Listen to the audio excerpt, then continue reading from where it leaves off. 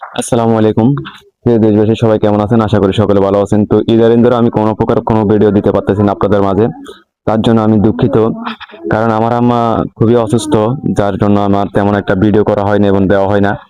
তো যাদের B পজিটিভের blood আছে, তারা যদি আমাকে বি পজিটিভের রক্ত ডোনেট করতে চান, অবশ্যই হোয়াটসঅ্যাপ নাম্বারে যোগাযোগ করবেন এবং তাদের যাবতীয় খরচ, আসা যাওয়ার খরচ সহ তাদের যা যা খরচের প্রয়োজন হয় সেটা আমি বহন করবো ইনশাল্লাহ।